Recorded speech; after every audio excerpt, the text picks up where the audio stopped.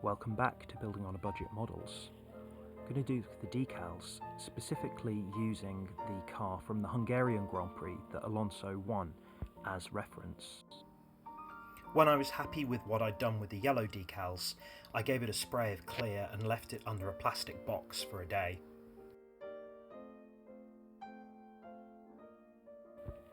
Applying the decals to race cars is one of my favourite and least favourite parts of making the model. Firstly, it turns what looks pretty good, hopefully, into something that looks very authentic and professional. But at the same time, it's fiddly, it's difficult, and very easy to ruin a lot of hard work.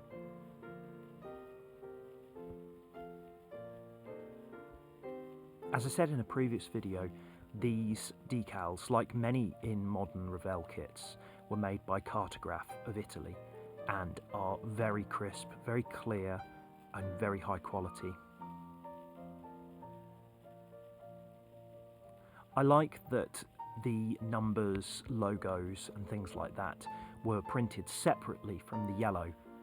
Obviously, if you watched my previous video, you saw that I had a little bit of difficulty with the yellow, ended up folding, cracking, creasing, things like that. But as the Renault logos, the Elf logos, etc. were separate, it meant that it didn't matter and I could place them where it was correct.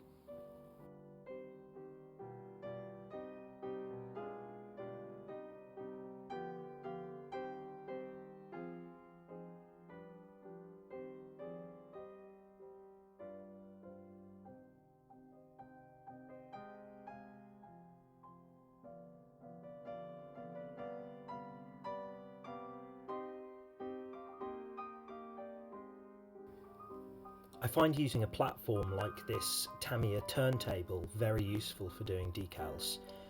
Before I got it, I used a beer bottle with some blue tack on the top. The more often you touch the car, the more likely it is that a decal will be dislodged, broken, or come off on your finger. So if you have a platform like this, it can really help.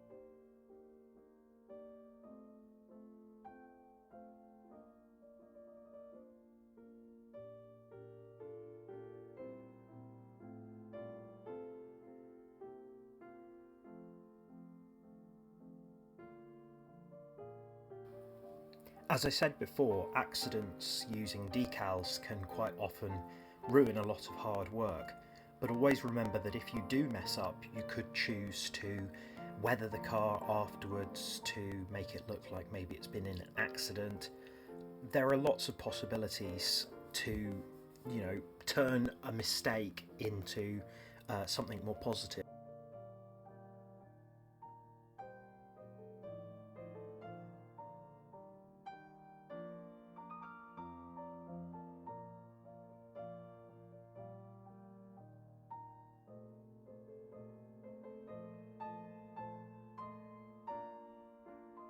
It's always very important to look closely at the reference details when doing these sort of decals.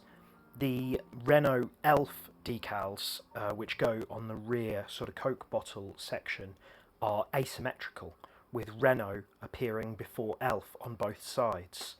So take care with that sort of feature, as once the decals are on, they're very difficult.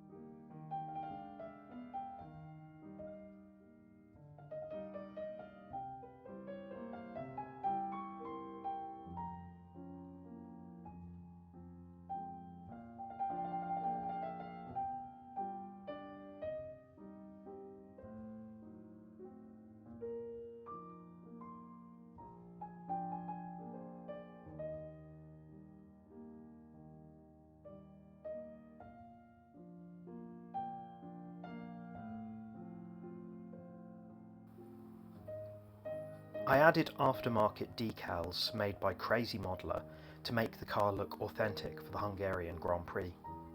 It came with different decals for the early to mid-season and the late season, so it's important to look closely at the pictures of the car you're wanting to recreate to use them properly. I kept the spare ones just in case I ever build another Renault or maybe a Benetton car at some point. Even Tyrrell had this sponsor at one point, so they may come in useful. It's always worth keeping hold of these sort of things.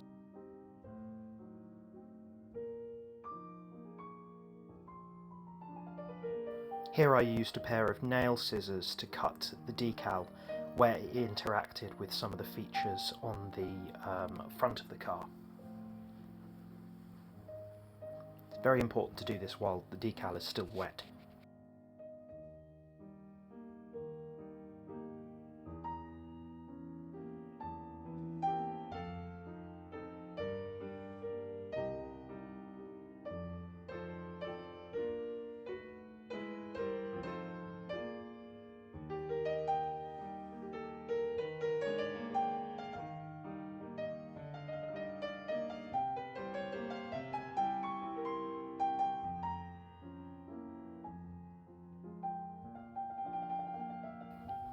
Micro sole was used here to help the decals adhere to the strange surfaces.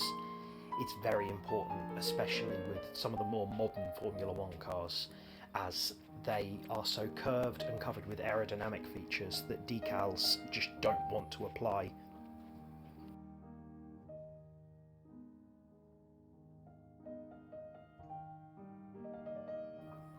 I painted the wing mirrors previously with yellow and the navy blue and glued them in before applying the small elf decals.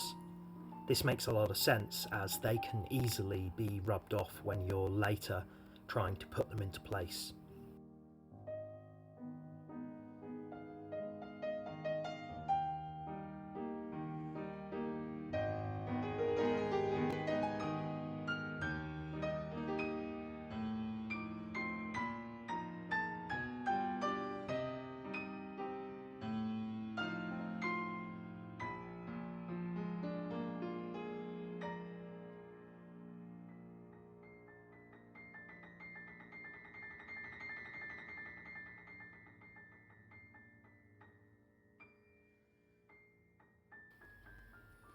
And that just about wraps it up. Just going to leave you with a quick 180 degrees view of the angles of the car. Hope you'll agree that I think it looks pretty authentic. Next video is the final assembly. Thanks for watching. Like, share and subscribe, and I'll see you soon.